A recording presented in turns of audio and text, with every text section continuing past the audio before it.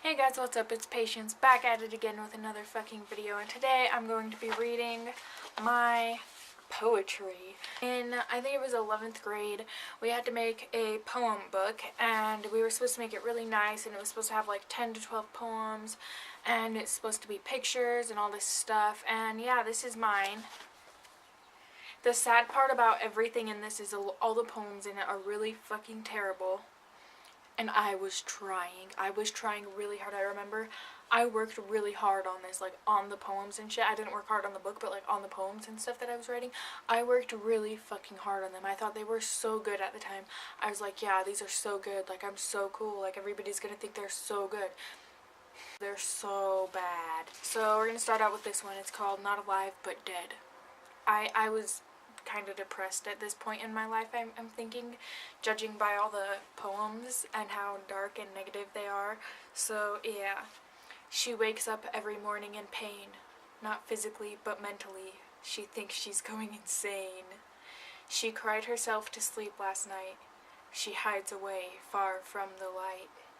Mascara stains all down her face. She wipes it away without any grace. She brushes her hair and hopes they don't stare.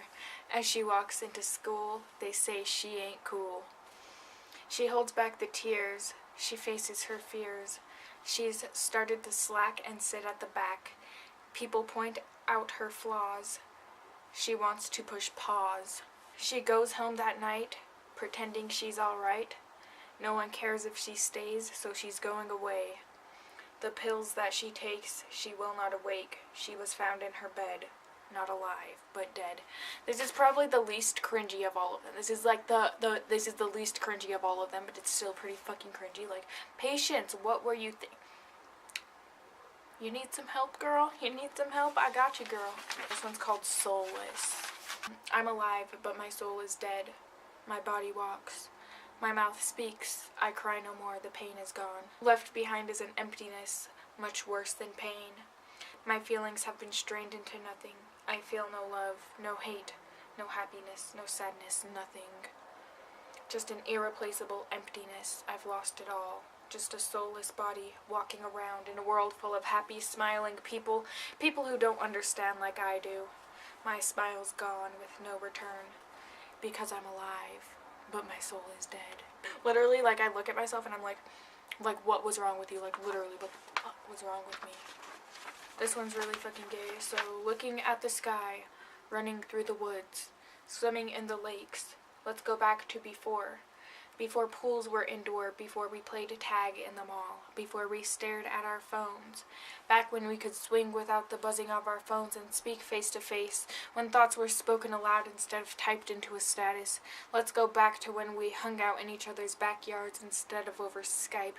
Let's yell and scream and dance like kids. Let's bring back the days of years ago and make them our days for years to go. The only part I like about that is the last two lines. Let's bring back the days of years ago and make them our days for years to go. I think that's that's a good line. I like that line. Other than that, like, I like the gist of this one, the general idea of this poem that I wrote, but like, honestly, it's fucking shit. I could have done a lot better. Well, no, I probably couldn't have done a lot better, but like, somebody could like revise this and turn it into something really fucking beautiful and powerful, but like, I kind of slaughtered it and made it shit. A sonnet for the young. I don't know what a sonnet is, but we had to write them. Like, she gave us like different types of poems, so like we had to write one of each poem. So this is like a sonnet that I wrote. Each day is new. It could be special for you. Don't doubt your capabilities. You have so many abilities. Just find yourself and realize life is more than a compromise. Your life is precious and you are too. So basically everything rhymed except for your life is precious and you are too. So I don't know if that's how sonnets are supposed to be, but yeah, that was pretty fucking stupid too. And so this is the last one. It's Memorial of You. This is the memorial to those of you who still live but have died inside. This is to those of you who fake a smile.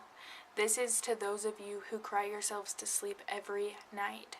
This is to those of you who cut themselves. This is to those of you who try to go on but barely make it through the day.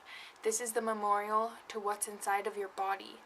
the person in there who strives to stay alive, the person stuck in a body they don't want to be in, the person who's dead in a completely live body. You're alive on the outside but dead on the inside, and nobody can see it. Maybe you don't even know, but this memorial is for your soul. I think it's kind of weird how in 11th grade I fucking put cut yourself in a fucking poem, and like I read all of these poems. I read them to the class. Like after we made them all, we had this little party where we just like everyone brought food and snacks and stuff, and we all ate snacks and read our poems to each other. So basically everyone in my fucking class heard me talking about how fucking cutting yourself and fucking being depressed and how love fucking sucks and all this shit. So I don't know, dude. But anyways, I hope y'all enjoyed this fucking weird ass video of me reading my super... Thank you guys so much for watching. I hope you enjoyed this video of me super shitty fucking poetry. If you have any like video ideas or topics you want me to talk about, anything like that, comment them below and I will be sure to do that. Bye.